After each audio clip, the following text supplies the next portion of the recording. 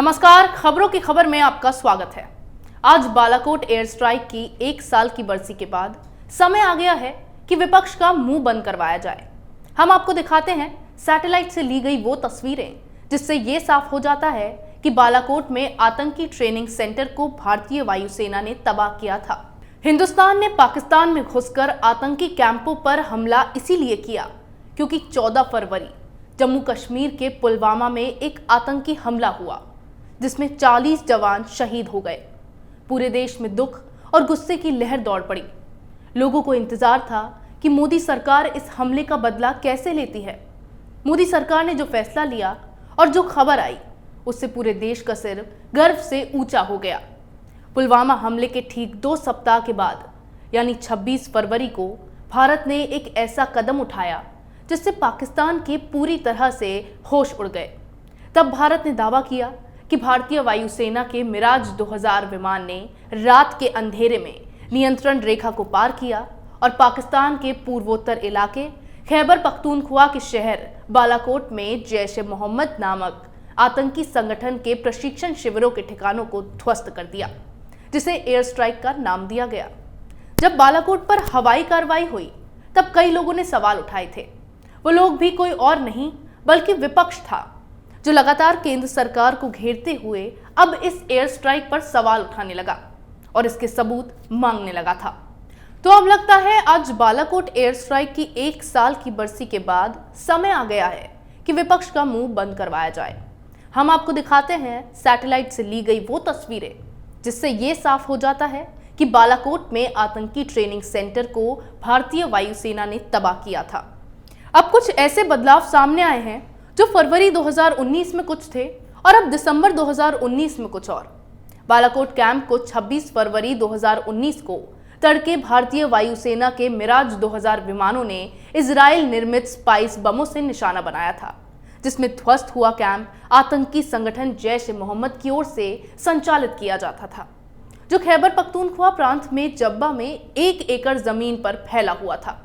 यहाँ मदरसा भी चलाया जाता था।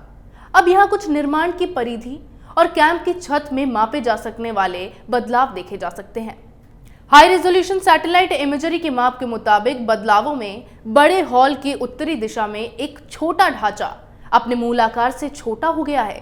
साथ ही स्थित इमारत जो फरवरी 2019 में करीब 201 वर्ग मीटर क्षेत्र में फैली थी, वो दिसंबर 2019 में 128 वर्ग मीटर क्षेत्र में ही सिमटी देखी जा सकती है। ढांचे के उत्तर पूर्व और दक्षिण पश्चिम में स्थित कुछ हिस्से भी अब नजर नहीं आ रहे हैं।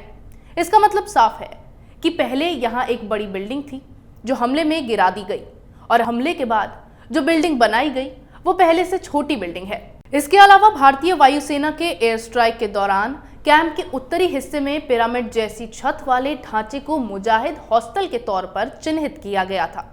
और जैसा कि पाकिस्तान हमेशा ही आतंकवाद के होने से मुकरता नजर आता है, तो बता देते हैं कि इस हॉल में स्ट्राइक वाली रात को जैश के अधिकतर आतंकी मौजूद थे।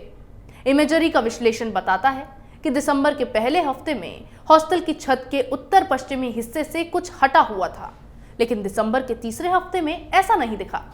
यानी कि जब हमला हुआ था तब इस हॉस्टल पर कुछ था जिसे दिसंबर के तीसरे हफ्ते में पूरी तरह से हटा दिया गया, ताकि दावा किया जा सके कि वहां ऐसा कुछ था ही नहीं। वहीं क्षेत्र की पश्चिमी दिशा में स्थित बड़े मुख्य हॉल में भी कुछ मामूली बदलाव देखे जा सकते हैं। हॉल पर ढलान वाली बड़ी छत है। इस छत की चौड़ाई का माप 3 अलग अलग टाइम जोन में 2 अलग नतीजे दिखा रहा है। ध्यान से देखिए, फरवरी 2019 में छत की चौड़ाई करीब 35 मीटर थी, जो दिसंबर के पहले हफ्ते में सिकुड़कर 32 मीटर रह गई। हालांकि दिसंबर 2019 के तीसरे हफ्ते में ये छत की चौड़ाई फिर अपने मूल आकार 35 मीटर पर वापस आ गई। ये मुख्य हॉल की आंतरिक मरम्मत और एलिवेशन एंगल या ऊंचाई में बदलाव की वजह से हो सकता है। तो फिर अगर हॉल को कोई नुकसान नहीं हुआ था तो फिर मरम्मत की क्या जरूरत पड़ी? तो पाकिस्तान ने काफी अच्छे तरीके से इस पूरे मंजर पर लीपापोती करने की कोशिश की। जब भारत ने इस कार्रवाई को अंजाम दिया तब पाकिस्तान को बेशक काफी नुकसान हुआ और 6 हफ्तों तक पाकिस्तान की सेना ने खैबर पख्तूनख्वा की उस पहाड़ी पर जाने की अनुमति नहीं दी। क्यों नहीं दी, इस पर सवाल खड़े हुए, लेकिन इमरान खान के पास इसका कोई जवाब नहीं था। वो बस इसको टालते गए। क्यों? क्योंकि वहां पर मरम्मत कर नुकसान को रिकवर करवाया जा रहा था, जिससे भारत की कार्रवाई का दावा गलत साबित किया जा सके।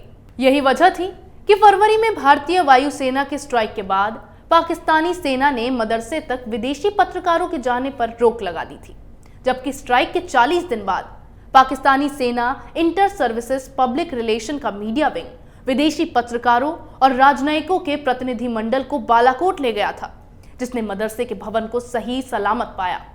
भारत ने लगातार जोर देकर कहा कि बालाकोट कामयाब ऑपरेशन था, जिसमें भारतीय वायुसेना के विमानों ने अधिकतर लक्ष्यों पर सटीक निशाने लगाए, लेकिन पाकिस्तान लगातार इन दावों को खारिज करता आया। भारतीय वायुसेना ने भारत को हाई रिजोल्यूशन की तस्वीरें दिखाई, जिसमें 4 इमारतें क्षतिग्रस्त नजर आई थी। भारत ने कहा था कि उसकी एक संस्थान नेशनल टेक्निकल रिसर्च ऑर्गेनाइजेशन यानी NTRO ने बताया था कि जिस वक्त एयर स्ट्राइक की गई उस वक्त मदरसे में 200 के आसपास मोबाइल काम कर रहे थे, जिन्हें ट्रैक किया गया और ये पक्का हो गया था कि उस वक्त वहां आतंकियों की मौजूदगी के सबूत थे। अब ये सवाल था कि पाकिस्तान ने क्यों मदरसे में जाने से रोक लगा दी थी और तबाही के सबूत होने के बावजूद भी क्यों पाकिस्तान नुकसान की बात से इनकार करता रहा, क्योंकि अगर वो हाँ करता तो अंतर्राष्ट्रीय समुदाय उससे फौरन पूछताछ करता कि कितना नुकसान हुआ और भवन में कितने लोग मौजूद थे, कितने मारे गए और कितने घायल हुए। बात यही नहीं रुकती। जिस तरह से कसाब के बारे में खुलासा हो गया था, उसी तरह से इस आतंकी ट्रेनिंग सेंटर की पूरी पहचान हो जाती। पाकिस्तान में आतंकी फैक्ट्री और पूरे नेटवर्क का खुलासा हो गया होता, जिसके बाद तो पाकिस्तान का बचना ही नामुमकिन हो जाता। और जैसे ये ट्रेनिंग सेंटर तबाह हुए, वैसे ही पाकिस्तान भी तबाह हो जाता। इसीलिए पाकिस्तान आज तक उस स्ट्राइक को मानने के लिए तैयार नहीं है। लेकिन आज 1 साल की बरसी के बाद जो सबूत हमने आपके सामने पेश किए हैं, उससे साफ हो जाता है कि एयर स्ट्राइक भी हुई, ट्रेनिंग सेंटर भी तबाह हुए और पाकिस्तान ने मदरसे में जाने पर भी रोक लगाई थी। अगर ऐसा नहीं होता तो इन बदलावों की भी कोई गुंजाइश नहीं थी। अब ये सबूत पाकिस्तान के उस झूठ का जवाब है। विपक्ष के मुंह पर एक जोरदार तमाचा है, जिससे विपक्ष अगली बार सवाल उठाने से पहले एक बार विचार कर ले। इसी तरह की खबरें मैं आपके लिए लाती रहूंगी। तब तक देखते रहिए कैपिटल टीवी। अगर आपको हमारा वीडियो पसंद आया हो तो इसे लाइक करें, हमारे चैनल को सब्सक्राइब करें और हाँ, बेल आइकन दबाना ना भूलें, ताकि आप तक हमारे वीडियो की नोटिफिकेशन पहुंचती रहे। आप अपना सुझाव हमें कमेंट बॉक्स में दे सकते हैं। हमारे साथ जुड़ने के लिए शुक्रिया।